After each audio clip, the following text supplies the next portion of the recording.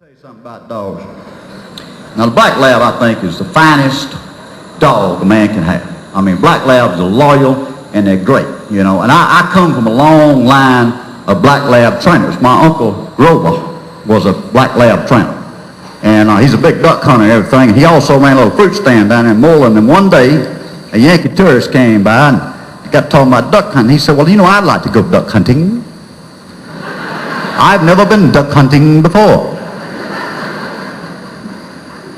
Uncle Grover said, you keep talking like that, you ain't going with me either. He said, I'll tell you what, I'm going to take you out here to my pond, we got some duck, and I'm going to let you see how this is all. So they sent him to the store to get him some outfit. Went up and got him a jacket with them leather pouches and little holes for his shotgun shells and whiskey and all that, and them LL Bean shoes and all that kind of stuff. Got this little black lab puppy sitting right next to him, this fellow from Massachusetts. Duck flies over, boom, he knocks him down. The black lab jumps in the water, swims over, gets the duck, brings it back, puts it right down next to the Yankee. He's impressed. He never seen nothing like it. Another duck, boom, you got him. Dog jumps in the water, swims over, gets the duck.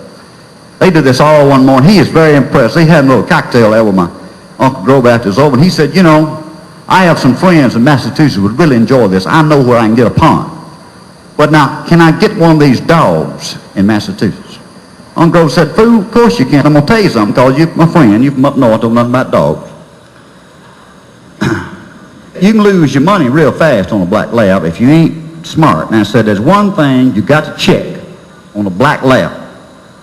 You got to make sure that a black lab's little old hiney ain't too wide.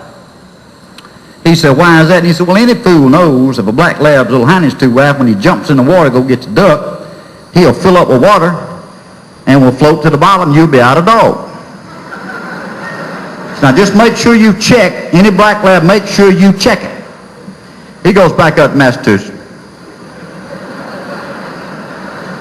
gets him a pond, gets his friends, comes time to buy the dog. He looks up the phone book and finds the dog, but he calls him up and said, yes, I am going to do some duck hunting. And I need a dog. Do you have such a dog known as the black labs? Oh, yes, I got a new one just out of a champion. Love this dog. $1,500 is a steal. He said, well, that sounds good, but I, of course, know something about the black lab, and I must come over and examine him first. He said, well, fine, come on over.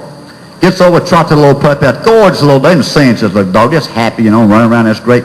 Said, oh, it's a beautiful dog. Said, but I got to examine him first. He said, well, go ahead, do what I want to do.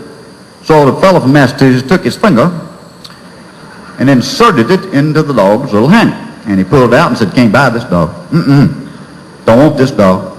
He said, why not? He said, well, fool, his little hand is too wide. Everybody knows if you get a black lab, that wide, he jumps in the water, he'll take on water and sink, and I'll be out of dog.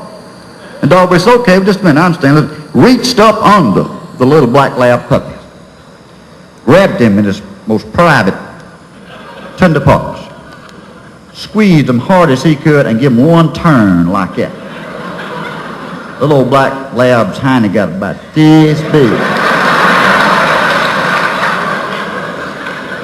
And he told the fellow, said, I'm sorry, I had him set for quail.